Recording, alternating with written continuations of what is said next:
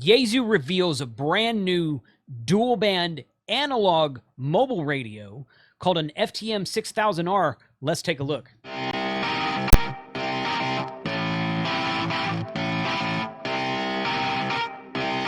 Shut up and sit down. Ham Radio 2.0, where we do reviews, news, and how-tos of things that are new in amateur radio. And guess what? This is new. This is brand new. We just heard about this today. And guess where I heard it from? I heard it from Yaesu the podcast. No, Yaesu the radio. It's a podcast called Yaesu the radio. Okay, so whatever podcasting app you're on, especially those of you who listen to my own podcast, because I take the audio from all of my episodes and upload it to a service called Spreaker, which spits it out to SoundCloud, iTunes, iHeartRadio, Amazon, a few other places. Look there for a podcast called Yaesu the Radio. And Mr. John Crook, who's been on my channel a few times, was talking today about the release of this new radio, which he has projected for middle of October. They didn't give us an exact date yet. So middle of October, we should be seeing a brand new dual band analog radio from Yaesu, which they're calling the FT-6000R. You see a little bit of information right here on the RNL website. The new FTM-6000R is a basic feature-packed mobile transceiver employing a new user operating interface, the E203. Easy to operate 3. John talked a little bit about this on his podcast episode this morning. I don't exactly understand what that is. E203. I think he called it E30. He's like, it's kind of like an E30, but it's an E203, whatever that means. Easy to operate. I'm not real sure what that means exactly myself, but it'll be fun to learn about it.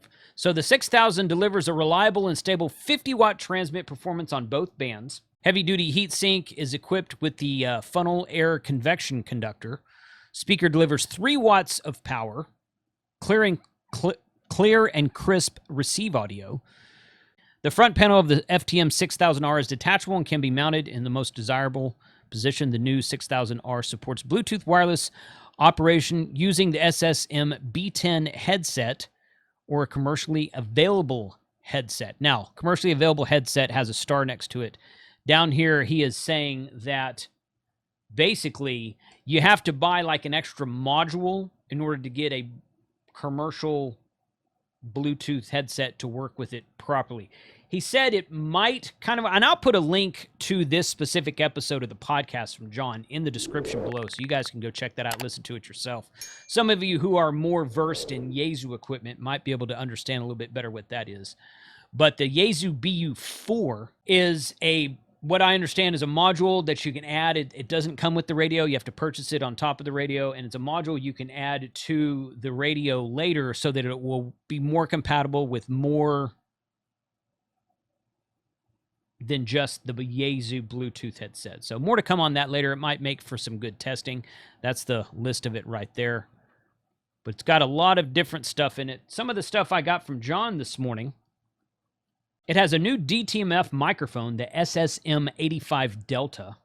It supports 1001 memory channel. It's got a new F1 button on the front of it, which he describes as a program your most frequently used button or menu to this radio. So basically, you can take this button right here and program it to do whatever the heck you do the most. If you switch back between VFO and memory, if you switch power the most, if you do this. It's like a quick key that's completely programmable and lets you quickly access whatever the most used feature is. It does support the PMG key for programming up to 5 passive scan channels, similar to the FTD5.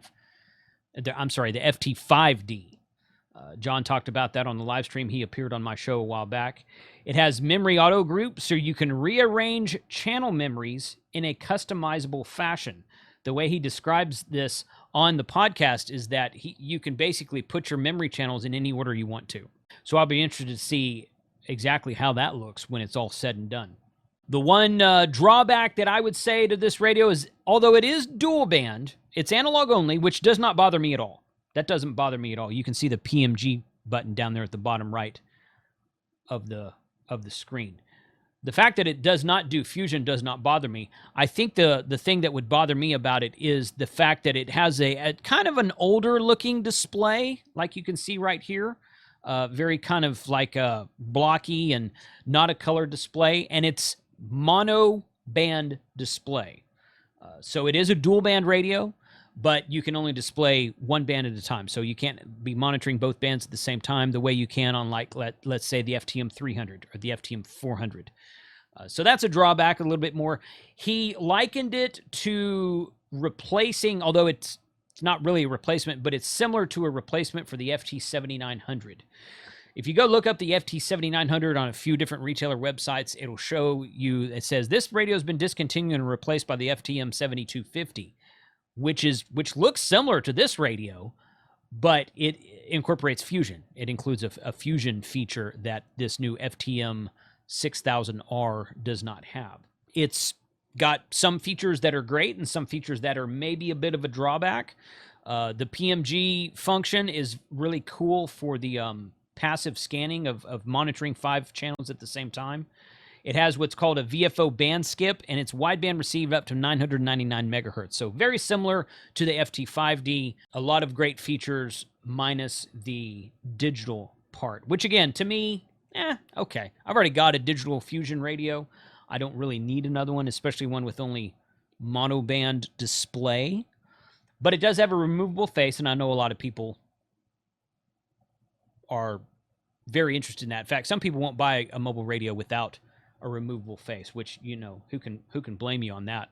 If you've got a compact car or you've got your radio situated away in your vehicle that doesn't allow for having multiple. I've got 5 radios mounted in my vehicle right now. I don't have room to mount all 5 of them complete decks, so I've got them mounted behind the seat, working on an update video to that.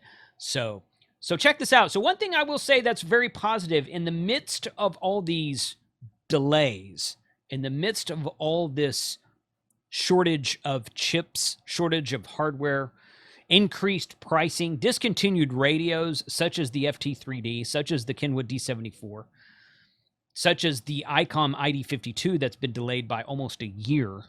In the midst of all this, Yaesu's releasing radios, brand new radios. The FT5 just came out. This one's going to drop in about a month from now. So hats off to Yaesu. That's a great thing. I think that is a great opportunity to keep the ball moving forward, keep your customer base happy, and keep new radios in the hands of new owners, especially if you're new to amateur radio. What do you guys think about this radio? Are you excited that it's analog only? Do you wish it had system fusion? Do you wish it had dual display?